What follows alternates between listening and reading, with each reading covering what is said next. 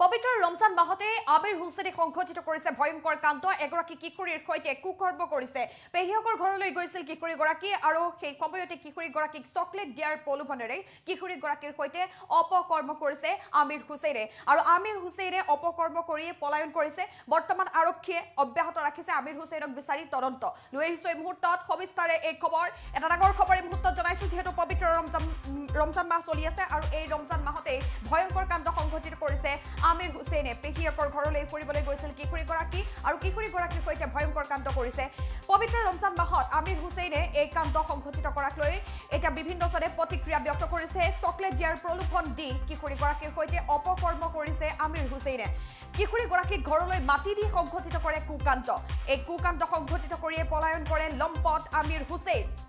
মানৱ সমাজক প্ৰত্যানত কৰা ঘটনা সংঘটিত হল দবকাত এই ঘটনা সংঘটিত হৈছে দবকাত এই ঘটনাক লৈ এতিয়া চাঞ্চল্য চিঞৰ বাখৰ কৰিছিল কিশোৰীগৰাকীয়ে ৰক্ষা পৰে কোনোমতে চিঞৰ বাখৰ কৰাৰ বাবে কিশোৰীগৰাকী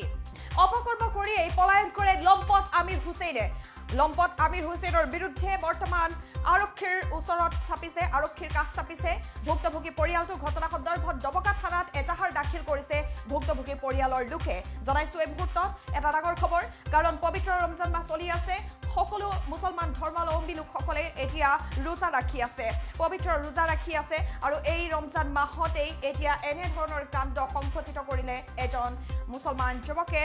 আমিৰ হুছেইনে এই কাণ্ড সংঘটিত কৰিছে লম্পট আমিৰ হুছেইনক বিচাৰি আৰক্ষীয়ে তদন্ত অব্যাহত ৰাখিছে সমগ্ৰ ঘটনাক লৈ অঞ্চলটোত বিশেষভাৱে চাঞ্চল্যৰ সৃষ্টি হৈছে কাৰণ কিশোৰীগৰাকী পেহিয়কৰ ঘৰলৈ গৈছিল আৰু পেহিয়কৰ ঘৰলৈ যোৱা কিশোৰীগৰাকীক চকলেট দি নিজ ঘৰলৈ দি এই কুকাণ্ড সংঘটিত কৰে লম্পট আমিৰ হুছেইনে আমিৰ হুছেইনক শাস্তি দিবলৈ দাবী জনাইছে পৰিয়ালৰ লোকে এজাহাৰ দাখিল কৰা হৈছে বৰ্তমান আৰু আৰক্ষীয়ে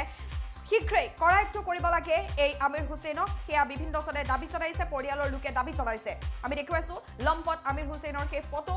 আমিৰ হুছেইন এই লম্পট আমিৰ হুছেইনে সেই কাণ্ড সংঘটিত কৰিছে দবকাত এই কাণ্ডক লৈ এতিয়া চাঞ্চল্যৰ সৃষ্টি হৈছে আজি ধৰ্ষণৰ দৰে এক জঘন্য ঘটনা দবকাত সংঘটিত হৈছে আমি এই সমগ্ৰ ঘটনা অত্যন্ত নিন্দনীয় আমি তীব্ৰভাৱে গৰিহণা দিছোঁ আৰু ইতিমধ্যে পৰিয়ালৰ লোকে এই সমগ্ৰ ঘটনাৰ ওপৰত আৰক্ষী চকীত এজাহাৰ দাখিল কৰিছে আমি স্পষ্টভাৱে দাবী জনাইছোঁ এনেধৰণৰ জঘন্য ঘটনাৰ বিৰুদ্ধে কঠোৰ পদক্ষেপ লৈ লম্পট আমিৰ নামৰ যিজন ব্যক্তিৰ বিৰুদ্ধে এই অভিযোগ উত্থাপন হৈছে এই ব্যক্তিজনক কৰায়ত্ব কৰিব লাগে আৰু কঠোৰৰ পৰা কঠোৰতম শাস্তি দিবলৈ আমি আৰক্ষী প্ৰশাসনক দাবী জনাইছোঁ আৰু আগন্তুক দিনত যাতে এনেধৰণৰ জঘন্য ঘটনা কোনো এজন অপৰাধীয়ে জিলাখনৰ কোনো এটা ঠাইত যাতে কৰিব নোৱাৰে তাৰ প্ৰতি লক্ষ্য ৰাখি সঠিক পদক্ষেপ ল'বলৈ আমি জিলা আৰক্ষী প্ৰশাসনক দাবী জনাইছোঁ আজি ধৰ্ষণ